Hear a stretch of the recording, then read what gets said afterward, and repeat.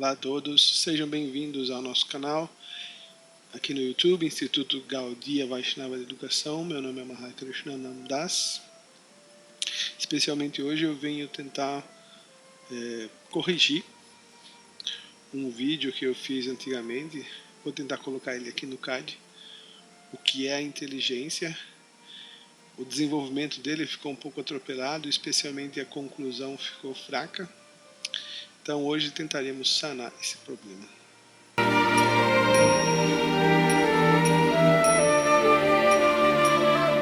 Hare Krishna, Hare Krishna,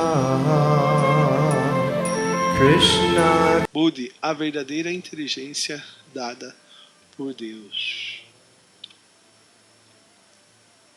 Primeiramente, vamos então estabelecer um consenso. O que as pessoas entendem hoje em dia na nossa incrível sociedade sobre a inteligência? Aqui o dicionário Ruais. Inteligência seria a faculdade de conhecer, compreender e aprender, capacidade de compreender e resolver novos problemas e conflitos e de adaptar-se a novas situações, conjunto de funções psíquicas e psicofisiológicas que contribuem para o conhecimento, para a compreensão da natureza das coisas e do significado dos fatos. Essa terceira definição é mais arrojada. Então, de acordo com os academicistas, o que o dicionário de filosofia Nicola Bagnano diz sobre a inteligência? Este termo foi constantemente usado pelos filósofos com dois sentidos, um genérico, mais abrangente, que seria como a faculdade de pensar em geral, e um segundo sentido mais específico, como uma atividade ou técnica particular de pensar. Alguns exemplos na história. Platão, de fato, dá o nome de inteligência à atividade que pensa, e, portanto, confere limites, ordem e medida às coisas. O mundo, a realidade, se curva à minha inteligência. Denomina pensamento de Anoia o conjunto da ciência e da Dinoia, ou seja, as atividades superiores da alma, contrapostas à conjectura e à crença reunidas sob o nome de opinião. Capacidade de discriminar o que é opinião, o que é crença, da verdadeira inteligência que nos conduz às coisas da alma. Bergson tem uma definição que se aproxima da definição que nós vamos utilizar para esse propósito de hoje, para essa videoaula.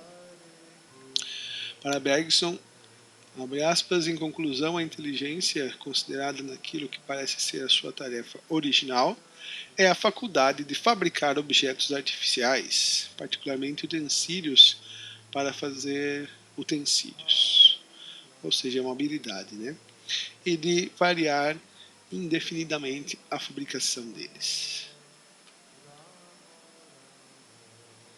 Então vamos colocar umas perguntinhas. Será que nossa inteligência é algo orgânico, totalmente equilibrado e definido? Será que, baseados na inteligência, podemos classificar alguém como superior ou inferior? Ah, essa pessoa é inteligente. Ah, esse cara é estúpido. Então, estamos refletindo sobre essas questões.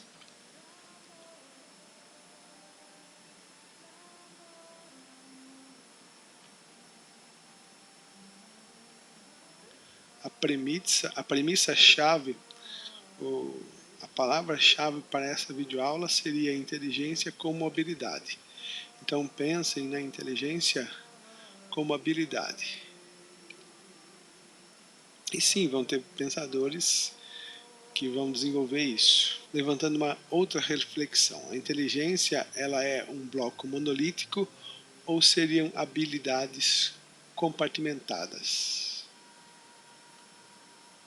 Uma outra definição de inteligência, assinada por 52 pesquisadores em inteligência em 1994, abre aspas, uma capacidade mental bastante geral que, entre outras coisas, envolve a habilidade de raciocinar, planejar, resolver problemas, pensar de forma abstrata, compreender ideias complexas, aprender rápido e aprender com a experiência. não é uma mera aprendizagem literária, decoração, memorização, apesar da memória ser uma atividade da inteligência, de acordo com a filosofia Sankhya. Uma habilidade extremamente acadêmica ou um talento para sair-se bem em provas. Muitas pessoas pensam que essas pessoas que passam em concurso ou então que conseguem falar muitas diferentes línguas, essas pessoas são muito inteligentes. Ao contrário disso, o conceito refere-se a uma capacidade mais ampla e mais profunda de compreensão do mundo à sua volta. Pegar no ar, pegar o sentido da coisa, né? Ou perceber uma coisa. Então eu quero trazer aqui para vocês a teoria das múltiplas inteligências. Então eu vou demonstrar para vocês agora um pouquinho, uma pequena introdução sobre essa teoria das múltiplas inteligências do Howard Gardner, pesquisador da Universidade de Harvard. E depois eu vou comparar com o conceito de Buddha Yoga que está na Bhagavad Gita, que existe uma correlação, onde é possível fazer uma correlação. Gardner participou do Project Zero, fundado em 1967. Esse projeto se concentra no estudo sistemático do pensamento artístico e da criatividade na arte, assim como em disciplinas da área humana e científica em nível individual e institucional. Então, uma das coisas interessantes que esse Howard vai fazer é refutar a teoria do coeficiente intelectual, QI. Então, na década de 50, na década de 40, você avaliava o aluno ou a inteligência de alguém pelo seu QI, pelo seu coeficiente intelectual. E isso era muito monocromático. Será que a inteligência de uma pessoa resume-se simplesmente a um teste de QI, ou a habilidade de passar em concursos, provas, habilidade lógica, habilidade matemática? Refutando então a teoria de Alfred Binet de 1900 do teste de QI, abre a citação desse Howard Gardner: inteligência é a habilidade, lembra, essa é a nossa palavra-chave. Inteligência é a habilidade para resolver problemas ou criar produtos que sejam significativos em um ou mais ambientes culturais. Isso já remete ao Bergson também.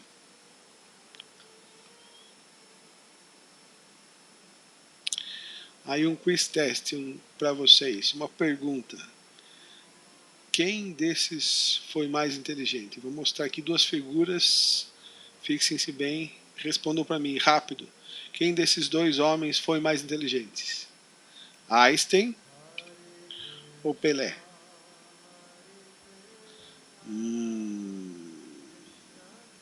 Hoje em dia isso daí é um problema nesse tipo de pergunta. Não pode haver comparação, pois os âmbitos de atuação são completamente diferentes. Provavelmente a resposta que vem à mente de muitas pessoas para a primeira pergunta é Einstein. Qual dos dois homens mais inteligente? Einstein. Por quê? Porque a inteligência lógico-matemática é a que grande parte das pessoas consideram como inteligência. Mas será que se Einstein estivesse no lugar de Pelé, ele seria um craque?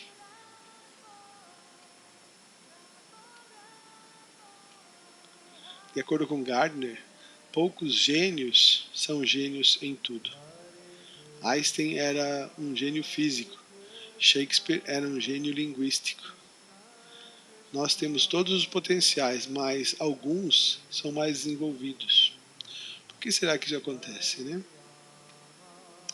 Então, esse Howard Gardner, ele vai fazer uma lista, uma tabela de inteligências em potencial. Ele vai dizer que existe a inteligência linguística, né? Que provavelmente é a inteligência que um Shakespeare, que um Machado de Assis possuíam. Inteligência musical, como a de Ravi Shankar, a de Beethoven, de João Gilberto também. inteligência lógica, matemática, como a inteligência que Newton possuía, inteligência visual, espacial, inteligência corporal, sinestética, como as bailarinas, os dançarinos possuem, inteligência interpessoal, ou seja, aquelas pessoas que são muito boas de grupo, de interrelacionamento. Inteligência interpessoal, aquelas pessoas que têm um coeficiente emocional muito grande. Inteligência naturalista.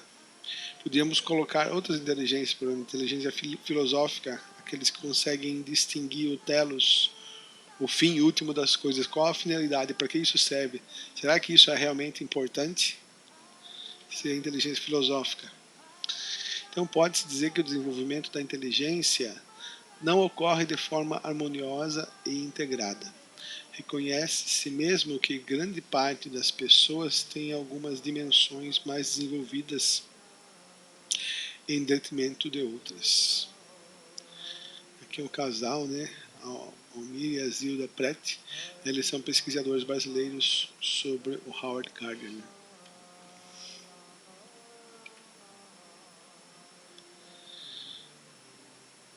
Então, por que é que existem diferentes habilidades intelectuais? Por que existem múltiplas inteligências? Porque uns têm mais e outros menos. Então, quem vai dar uma resposta satisfatória a essa pergunta seriam os Vedas, a Bhagavad Gita. Inteligência como um produto desenvolvido pelo karma. Se o desenvolvimento da inteligência não ocorre de forma harmoniosa e integrada, como ela ocorreria então? De acordo com o nosso karma. Aqui um verso chave para a compreensão do karma.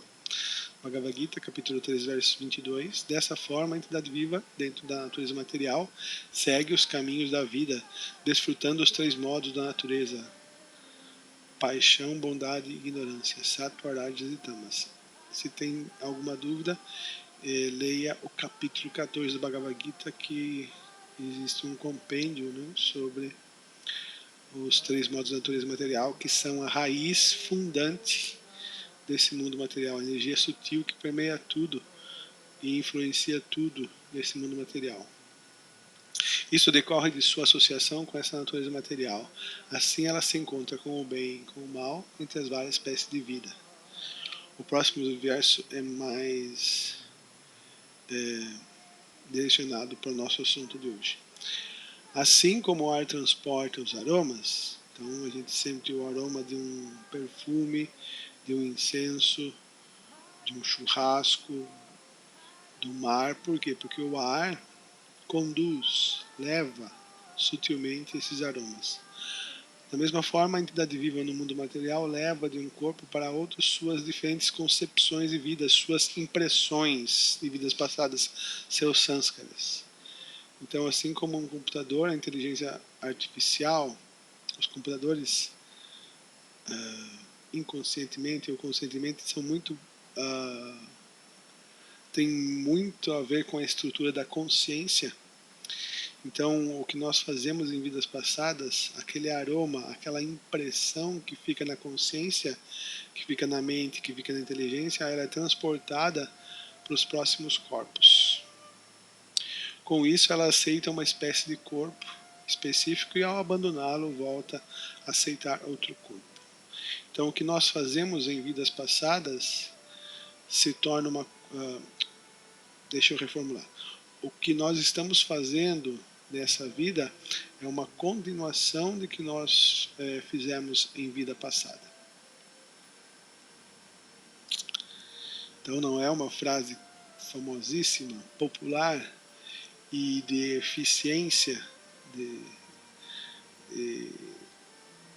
de averiguação que a prática leva à perfeição, que nós estamos fazendo, praticando continuamente, nós vamos melhorando, melhorando, melhorando.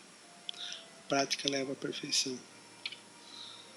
Assim podemos descrever alguns sutras. Pelo desenvolvimento de nossas habilidades, praticando vida após vida, atingimos grande domínio do uso. Um exemplo que Prabhupada dá é o do músico Ravi Shankar. O Prabhupada dizia que Ravi Shankar já era um músico há 8 vidas. Por que um músico como Beethoven tem tanta habilidade, tem um ouvido excepcional e uma criatividade para compor tão fantástica? Porque fatalmente ele vem desenvolvendo isso vidas e vidas e vidas. O problema do homem moderno é que ele é empírico, ele acredita que é o corpo, e baseado numa vida, num corpo, não dá para entender essas questões. Nossas habilidades, nossas inteligências múltiplas, elas vêm se desenvolvendo vida após vida após vida. O desenvolvimento de nossas inteligências não se resume apenas a uma vida, são várias vidas. Nossas diferentes habilidades ou inteligências, ou a capacidade específica para se organizar e dominar, desculpem, tem um erro aqui, e dominar diferentes técnicas ou assuntos são materiais, ou seja, temporários.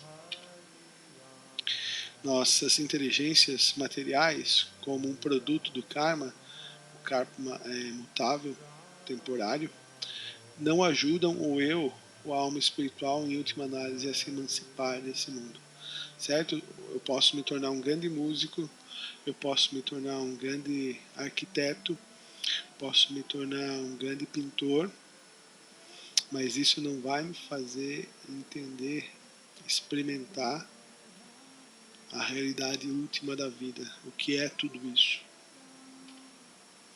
As inteligências materiais, assim como a matéria, é oscilante. Podemos desenvolvê-las e podemos perdê-las de acordo com as nossas ações e escolhas e as diferentes situações em que a alma se encontra no ciclo de nascimentos e mortes. Tudo aquilo que nós não usamos, nós perdemos. Tudo aquilo que nós usamos continuamente, isso é levado a uma habilidade excepcional, a um domínio excepcional de tal atividade. Uma importante observação é que a inteligência como a capacidade de aprendizagem, de ordenação, mesmo essa inteligência, a inteligência discriminativa entre o certo e o errado, o bom e o mal, o que é ruim para mim, o que não é ruim para mim, o que ata e o que liberta, essa inteligência mais clássica, ela também é descrita nos Vedas como Jnana. Então, qual seria o cume da inteligência nos Vedas, especialmente em Sankhya? Seria a capacidade discriminativa entre o eterno e o temporário, entre o corpo e a alma. Atma e Anatma. Então, essa capacidade Jnana, ela quase que nos leva a destruir o ciclo de nascimentos e mortes. Ela até pode nos levar à liberação, moksha, mas ela ainda não é completa. Outra questão, essa habilidade intelectual, Jnana, essa capacidade de discriminar, Viveka, essa capacidade arguta, essa capacidade parruda que uma pessoa tem de lógica e compreender os passos do pensamento. Então essa capacidade intelectual, Jnana, ela é adquirida pelo próprio esforço da entidade viva. Assim como a habilidade na pintura, na música, nos esportes, na engenharia, na linguagem, a pessoa vem treinando, praticando vida após vida, ou seja, ela está adquirindo pelo próprio esforço, pelo próprio trabalho dela, karma. Mas a Bhagavad Gita vem falar de um outro tipo de inteligência, de uma inteligência especial, que não é adquirido pelo nosso esforço, que é uma inteligência dada como um presente, como uma gratificação por um merecimento. Essa inteligência especial que a gente vai falar a partir de agora.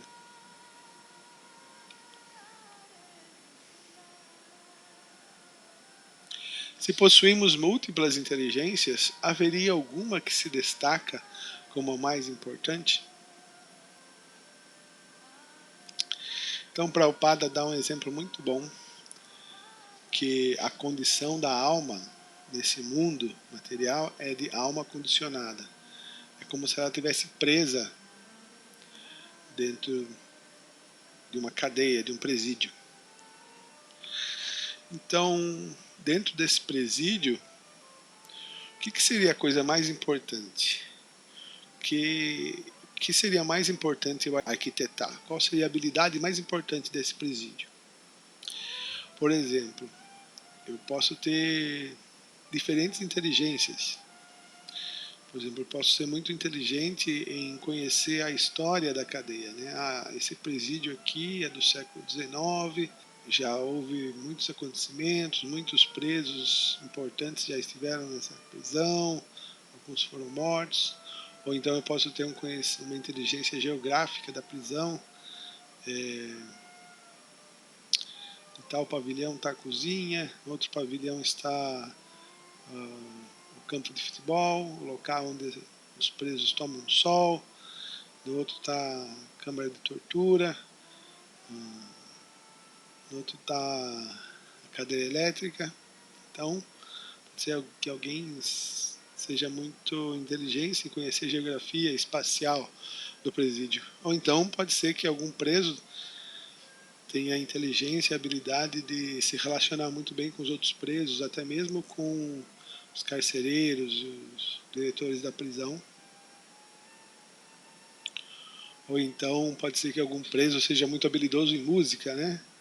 Aí ele toca o violão, faz algumas músicas e os outros presos vão bater palma para ele. Ele vai ficar um preso muito famoso, né? Ele vai ser muito reconhecido dentro da prisão. Então existem muitas diferentes inteligências que podem gerar diferentes benefícios dentro da prisão. Mas qual seria a inteligência mais importante dentro de uma prisão? A inteligência mais importante dentro de uma prisão seria a de como eu posso escapar dessa prisão. Porque essa inteligência é que vai nos trazer liberdade, que vai restituir a nossa condição real em liberdade, vai nos levar à verdade. Então essa seria a inteligência mais importante, como eu posso escapar, destruir essa prisão.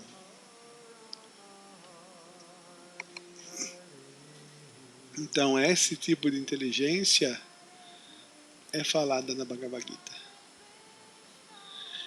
É lógico que as outras inteligências elas não são desprezíveis, pelo contrário, elas são muito boas para organizar a nossa vida dentro da prisão. Por isso que a inteligência ela é influenciada pelo modo da paixão. Juntamente com os sentidos de adquirir conhecimento, isso tudo serve para organizar a nossa vida dentro dessa prisão.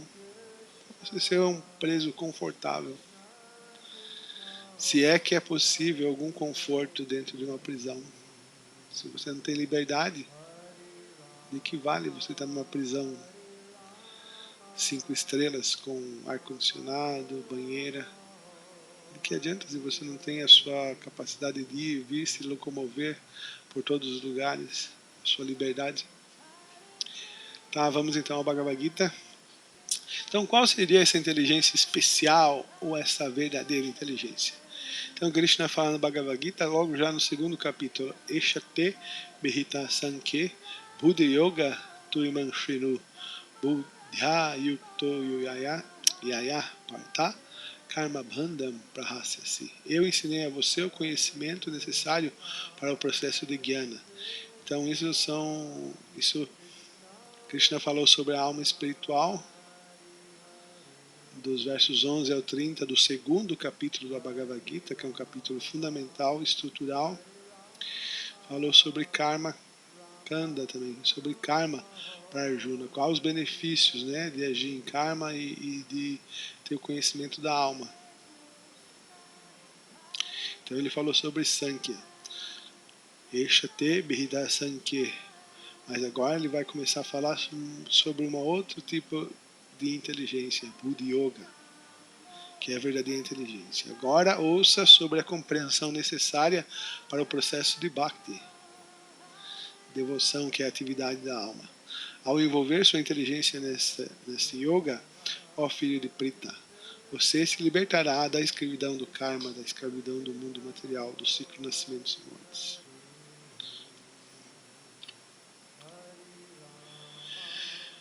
Que o verso 63, Krishna volta a falar sobre esse Buddhi, sobre essa inteligência danada de novo. Krodhat bhavati sammoha, sammohat smriti vibrama.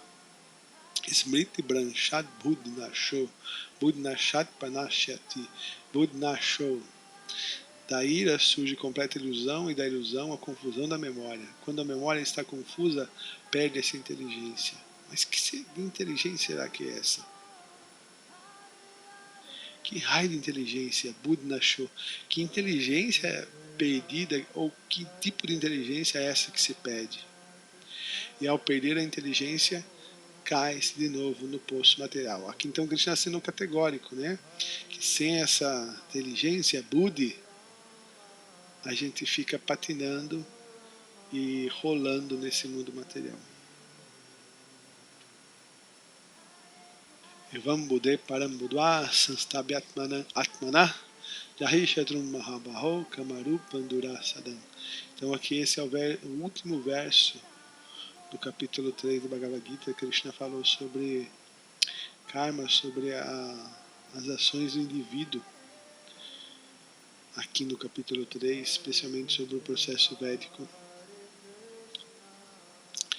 Nesses últimos versos, Arjuna perguntou sobre esse inimigo, né, que faz a gente fraquejar em nosso dever, em nosso dharma, nosso dever prescrito.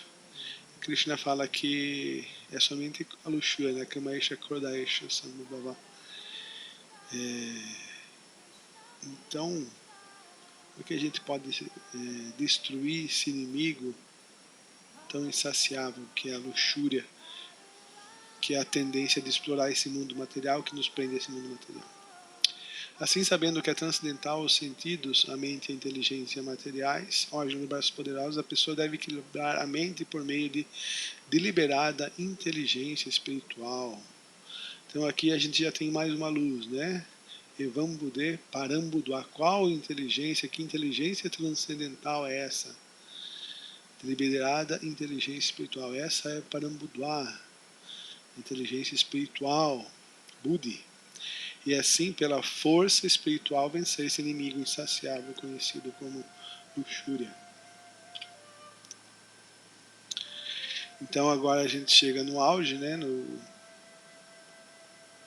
na parte mais importante da videoaula, que a gente vai definir o que é Buddhi, né? A gente não, Krishna já fez isso. A gente não tem capacidade de fazer nada.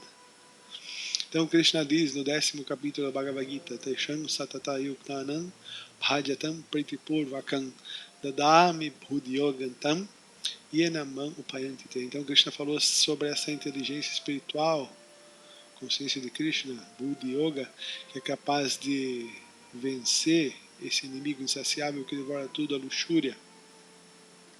E agora ele fala, aqueles que estão constantemente devotados a me servir com amor, eu dou Dadami Buddhyogantam, eu dou a compreensão pela qual eles podem vir a mim. Então veja que é uma inteligência especial, porque é a inteligência pela qual a gente pode compreender a natureza espiritual.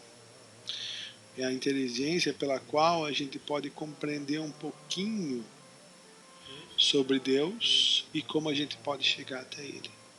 Essa inteligência é uma inteligência adquirida pelo nosso esforço? Não. Não. A inteligência espiritual não é adquirida pelo nosso esforço. Não, pelo menos, como as outras inteligências em Jnana, em Sankhya, que são cultivadas pelo próprio esforço. Mas a inteligência em Buddhi, ela é dada. Eu dou a compreensão pela qual elas podem vir a mim. Então Krishna dá essa inteligência especial. Por isso ela é tão especial, porque é a única inteligência que não é desenvolvida pelo nosso esforço, pelo homem. A inteligência que é dada por Deus, como um prêmio, como mérito pela devoção, pela tentativa da alma sincera de servir a Deus. Tesham evandukam partam aham agyana jantam maha nashayami atma bhavisto gyana dipvina bhasvata. Para lhes mostrar misericórdia especial a essas pessoas que estão cultivando devoção, os devotos satatan yuktanam bhajatam pritipurvakam, eu, residindo em seus corações, destruo com a luz brilhante do conhecimento, inteligência, iluminação, a escuridão nascida da ignorância. Ainda tem uma imagem psicodélica do Krishna. Então, concluindo, Srila Prabhupada fala no significado desse verso 10. Neste verso, a palavra Buddha Yoga é muito significativa. Podemos nos lembrar de que no segundo capítulo, o Senhor, ao instruir Arjuna, disse que ele lhe havia falado muitos assuntos e que lhe ensinaria o processo de Buddha Yoga. Agora se explica Buddha Yoga. Buddha Yoga em si é a ação em consciência de Krishna. É a atividade espiritual. É o fruto da atividade espiritual que é dado por Deus. Esta é a inteligência mais elevada. Então, de todos os tipos de inteligência, a mais elevada é a inteligência espiritual, Buddhi. Em outras palavras, Buddha Yoga é o processo pelo qual se escapa do enredamento, da prisão deste mundo material.